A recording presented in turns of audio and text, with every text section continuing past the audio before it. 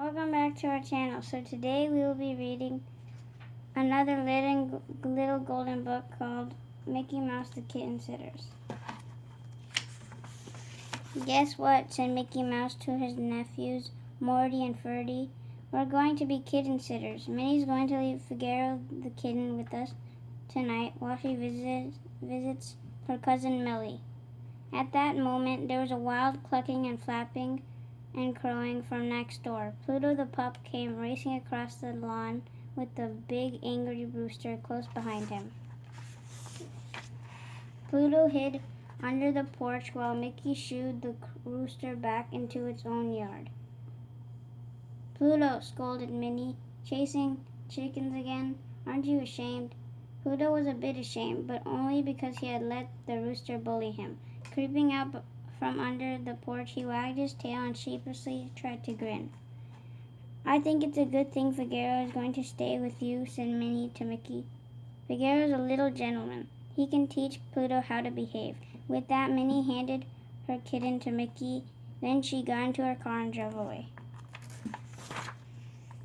Minnie was scarcely out of sight when Figaro jumped out of Mickey's arms and scampered into the house.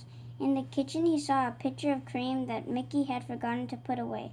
One short jump up to a chair seat, followed by a second jump to the tabletop, brought Figaro right over to the cream. The pitcher wobbled, then tipped over. Cream spilled and ran off the table and onto the floor. Pluto growled a warning growl as Figaro lapped up the cream. Take it easy, Pluto, said Mickey, wiping up the spilled cream. Figaro's our guest. When Figaro heard that, he wrinkled his nose at Pluto and stuck out his little pink tongue. Then he romped through the ashes in the fireplace and left swooty footprints on the carpet. Figaro is a very messy little guest, said Mickey's nephew Morty as he got out the vacuum cleaner. At dinner time, Pluto ate his dog food the way a good dog should. But no matter how Mickey and the boys coaxed, Figaro wouldn't touch the special kitty food Minnie had left for him. He did at last nibble some important sardines. He's a fussy little guest, said Ferdy. At bedtime, Pluto curled up in his basket without any complaint. Did Figaro curl up on the fine, soft cushion Minnie had brought for him? He did not. Instead, he got in bed with Morty and nibbled at his toes. Then he got in bed with Ferdy and tickled both his ears. Finally, he bounced off to the kitchen, and the house became very still. Uncle Mickey, called Morty, do you remember to close the kitchen window? Oh no, cried Mickey. He jumped out of bed and ran to the kitchen. The kitchen window was open, and Figaro the kitten was nowhere to be seen. Mickey and the boys went through the house. They looked under every jam, behind every door. Figaro, they called. They went out into the yard. They looked under every bush and behind every tree. No Figaro. He's really run away, Mickey decided at last. Morty and Ferdy followed Mickey back into the house, where Mickey put on a coat over his pajamas. You two stay here, he told the boys. Pluto and I will find Figaro. Leave the porch light on for us. Pluto didn't wag his tail, and he didn't even try to grin as he got out of his cozy basket. But off he went to help Mickey in the search. They went to Minnie's house first, but Figaro hadn't gone home. Then they went to the park down the street. Have you seen a little black and white kitten? Mickey asked the policeman at the gate. I certainly have, answered the policeman. He was by the pond, teasing the ducks. Mickey and Pluto hurried to the pond. Figaro wasn't there. He had been there, though. He had left behind some small muddy footprints and several large excited ducks. Mickey and Pluto followed the trail of footprints to Main Street, where they met a crow of firemen. I'm looking for a black and white cat, said Mickey to the fireman. Is that so, said one of the firemen. We just rescued a black and white kitten. He had climbed a telephone pole and he couldn't get down. He ran through the alley. In the alley, a dairy truck driver was busy cleaning up broken eggs in his truck.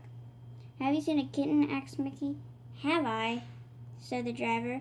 He jumped into my truck and knocked over dozens of eggs. Mickey groaned as he paid for the smashed eggs. When Mickey and Pluto finally trudged home, it was dawn. They had searched the whole town. They had not They had even been to the police station, but they had not found Figaro. "What will Aunt Minnie say?" asked the boys. "I hate to think what Aunt Minnie will say," answered a poor Mickey. Before long, Minnie drove up. Mickey and the boys looked worried as they went out to meet her. "Where is Figaro?" asked Minnie. No one answered. Something has happened to him. Minnie was upset, and she was angry. "Can't I trust you to watch just one sweet little kitten for me?" Just then there was a loud clucking and squawking from the yard next door. At least a dozen frantic hens came flapping over the fence. Close behind the hens came a big angry rooster. Close behind the rooster came Figaro the kitten. Figaro's fur was rumpled, and he had a long tail feather between his teeth. "Here's your sweet little kitten," said Mickey. "Figaro!" cried Minnie, not believing her eyes. At the sound of her voice, Figaro scaled to a sudden stop. He sat down and mewed a gentle kitten mew. He tried quickly to smooth his dusty fur with his little pink tongue. "He ran away last night," explained Mickey. "He teased the ducks at the park, broke the eggs in a dairy truck, and now he's chasing chickens," finished Minnie. "I hope he teach Pluto some manners," Minnie went on.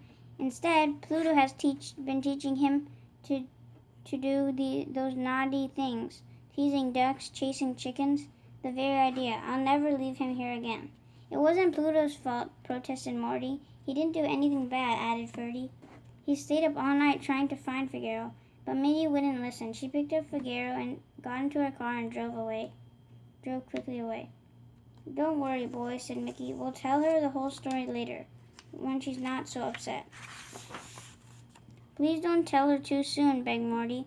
"As long as Aunt Minnie thinks Pluto's a naughty dog, we won't have to kitten-sit with Figaro." Mickey smiled. "Maybe we should wait a little while. We could use some peace and quiet." "I did learn one thing," yawned Mickey, as he stretched out beside Pluto under a shady tree. "There's not much sitting and kitten-sitting." Thank you for watching our channel. Hope you guys enjoyed the book read, and stay tuned for more book reads coming soon. Take care. Bye. Bye.